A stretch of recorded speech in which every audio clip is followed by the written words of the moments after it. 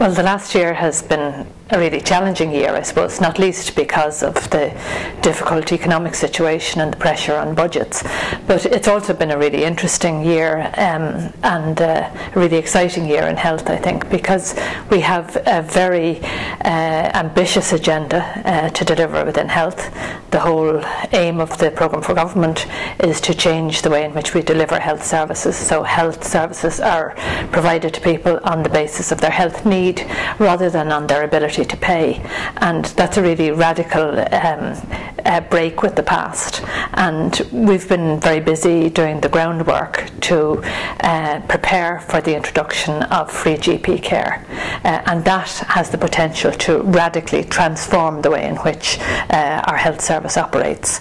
We're at a very advanced stage now at this point in preparing the legislation to allow for the first phase of free GP care this year, and that will be followed for each of the next 4 years until everybody is covered by the free GP care initiative. And I'm really pleased with the way that's going. Other things that I'm working on is I have responsibility for the whole medicines area, for example, and we're determined to reduce the cost of medicines for everybody, for people individually as consumers, but also for the state, because the medicines bill is huge at the moment, and we want to divert some of that funding away from the cost of medicines and to invest it in improving our health services. So that's something that we've been working on. We have legislation now coming up over the coming weeks, and also there'll be a new agreement reached with the pharmaceutical companies. So we will see a very significant change or reduction in the cost of medicines.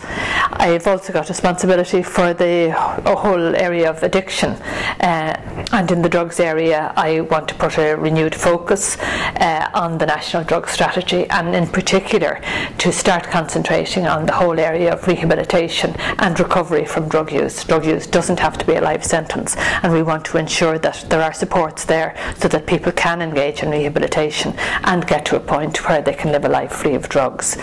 The other, of course, big addiction problem that we have in this country is the whole question of alcohol. It's doing a lot of damage to our society. It's costing us very dearly in economic terms, but it's also extracting a huge personal and human cost.